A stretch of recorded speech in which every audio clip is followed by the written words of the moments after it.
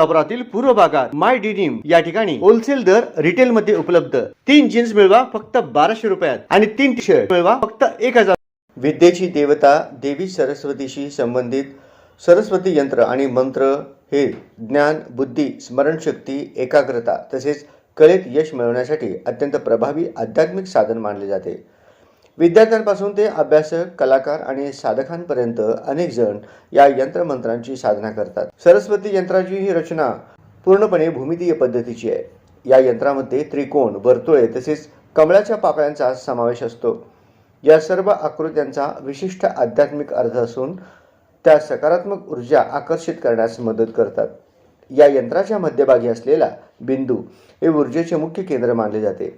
त्याभोवती असलेली वर्तुळे अनंत ज्ञानाचे प्रतीक असून कमळाच्या पाकळ्या पवित्रता, शुद्धता आणि दिव्य चेतनेचे दर्शन घडवतात।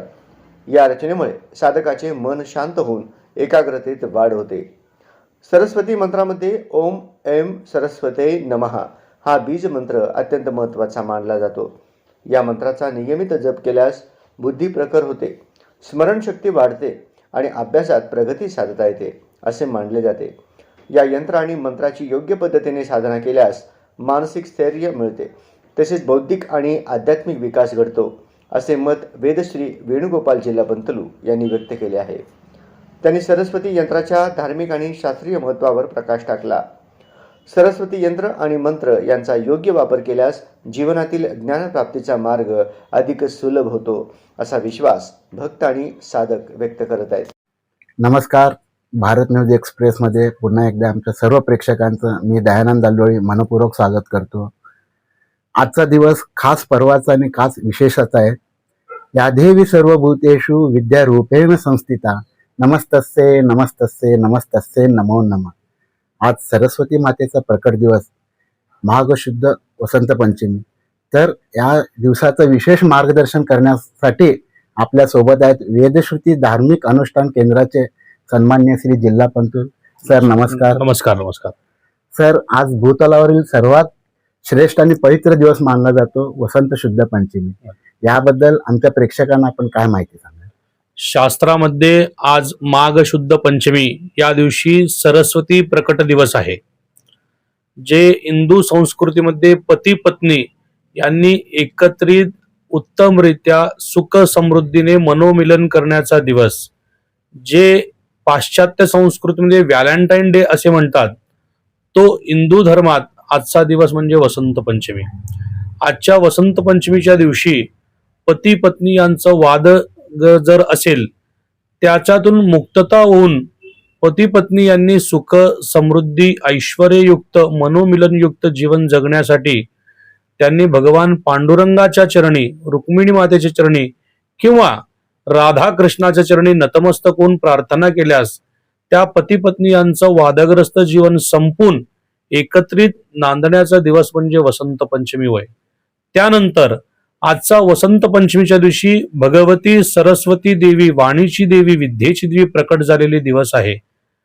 तेलंगणामधील बासर येथील व्यास गुफा आहे, त्या व्यास गुफामध्ये व्यास महर्षींनी तपश्चर्या करून सरस्वती देवीला त्या ठिकाणी प्रकट केलेली आहे।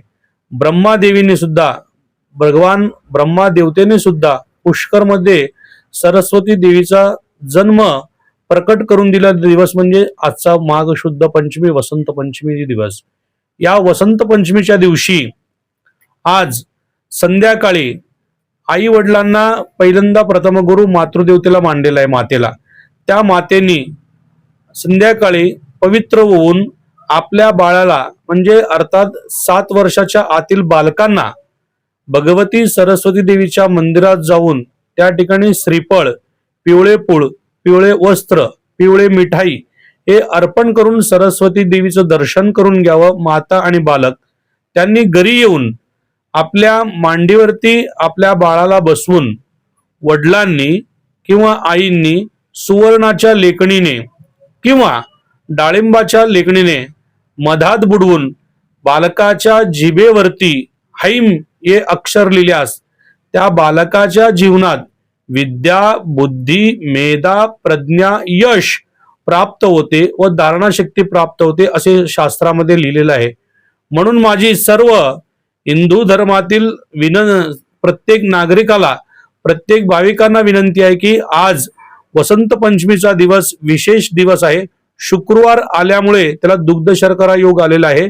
संध्याकाळी 5च्या नंतर सरस्वती मातेचं दर्शन करून आपल्या बाळाच्या जिभेवरती आईच्या हाताने किंवा वडिलांच्या हाताने सुवर्णाच्या लेखणीने, डाळिंबाच्या काडीने मधात बुडवून हैम हे अक्षर आपल्या मुलाच्या जिभेवरती काढावं व सरस्वती देवतेची कृपा अनुग्रह प्राप्त प्रदान करून घ्यावं अशी मी सर्वांना विनंती करतोय. गुरुजी, आतापर्यंत जास्त लोकांना माहित नसेल, सर्वांची एक समज अशी होती सरस्वती माता म्हणजे विद्येची देवता. हा. त्यामुळे फक्त विद्याचे उपासकच सरस्वती माताला पूजले जात होते. पण आता आपण खूपच छान माहिती दिलीत की भारतीय संस्कृतीमध्ये जे जोडपं असतं, दाम्पत्य असतंय, त्यांच्या वैवाहिक जीवनात जे कला निर्माण होतं, वैर निर्माण, देश निर्माण होतं, त्यातून कुठं तर मार्ग निघून दोघं समभावाने, समलैंगिक एकाग्रतेने, शिस्त, शांत, शुद्ध, प्रसन्न मनाने जर वैवाहिक जीवन साध्य करायचं असेल तर या दिवशी ते सरस्वती मातेची उपासना करू शकतात, विठ्ठल रुक्मिणीची, राधाकृष्णाची उपासना करू शकतात. खरंच ही गोष्ट तर माझ्या मते जास्त लोकांना माहीतच नव्हतं. फक्त सरस्वती माता म्हणजे विद्येची देवता म्हणून पूजले होते. आपण खूप सुंदर माहिती दिलात. आणि गुरुजी, कुठंतरी भारतीय हिंदू आज जागृत होताना दिसतोय. कारण आताच आपण सांगितलं सरस्वती माता पूजा दिवस, तर ठिकठिकाणी धार्मिक सोहळे गुरु होत आहेत, धार्मिक सोहळे संपन्न होत आहेत, अक्षराभ्यास, पूजा, पठण होत आहेत, मुलांना अक्षराभ्यासाचं ज्ञान दिलं जात आहे. याबद्दल आपण कसं आपली भावना व्यक्त कराल? कारण हिंदू जागृत होताना दिसतो. आजची पिढी पूर्ण जागृत झालेली आहे, स्वतःच्या धर्माभिमान बाळगत आहे. मध्यंतरी पाश्चात्य संस्कृतीने पूर्ण त्यांना वेढा घातलेला होता. प्रत्येक मातेच्या वरती, प्रत्येक बालकाच्या वरती कुठूनही पाश्चात्य संस्कृतीची धारणा होत होती. आता ते बदल घडत आहे आणि प्रत्येकाला हिंदू धर्माचं, भारतीय संस्कृती महत्व कळत आहेत. पुनश्च सर्व पिढी भारतीय संस्कृतीकडे वळत आहे. वळत राहावं, अनुकरण करत राहावं, त्याच्यामुळे आपल्याच फायदा आहे. संस्कृती, संस्कार अनुकरण केल्यामुळं. गुरुजी, पण जेव्हा आपल्यासारखे एक वेद पंडित धर्माला उद्देशून काय सांगत असतात, त्यातूनच त्याची सुरुवात होत असते. कुठेतरी आम्ही असं मानतो की त्याची सुरुवात बीजारोपण आपणच केलेलं आहे, की आपण वेळोवेळी मीडिया मार्फत लोकांना संदेश देत गेलेला आहात आणि त्या संदेशातून लोक शिकून धार्मिकच्या वळणावर वळत आहेत. त्यामुळं त्याचं न कळतपणे श्रेय तर आपल्याला जातच आहे. त्यामुळे आम्ही आमच्या चॅनलच्या वतीने तर आपले खूप खूप धन्यवाद व्यक्त करतो. वेळोवेळी गुरुजी, आपण जे जे आपले विधिवत धार्मिक कार्यक्रम असतात, आता किंबहुना येणारा रविवारचा जो रथसप्तमी आहे, तो सुद्धा खूप मोठा योग आहे. तो सुद्धा त्याबद्दल काही आमच्या प्रेक्षकांना माहिती सांगा. रथसप्तमीचा विशेष मुहूर्त उद्या सांगतो. धन्यवाद गुरुजी. वेळोवेळी आपण आमच्या मार्फत आमच्या प्रेक्षकांना आपण मार्गदर्शन करत राहाल अशी आशा व्यक्त करतो. धन्यवाद. आणि खूपच सुंदर माहिती दिल्याबद्दल पुन्हा एकदा आपले मनपूर्वक धन्यवाद. सोलापूरमध्ये अतिशय जागृत असलेला, त्रिकाल पूजा असलेला सरस्वती मंदिर निलगार इस्टेटीतील कालिका मंदिरात आहे. त्याच्या सरस्वती चौकात सुद्धा सरस्वती शाळेमध्ये सरस्वतीचं मंदिर आहे. दत्तनगर येथील पद्मशाली पुरोहित संघाच्या वेदपाठ शाळेमध्ये सरस्वती मंदिर आहे. या तिन्ही ठिकाणी भाविकांनी दर्शन घेऊन सरस्वती मातेचं कृपा अनुग्रह प्राप्त करून घ्यावा.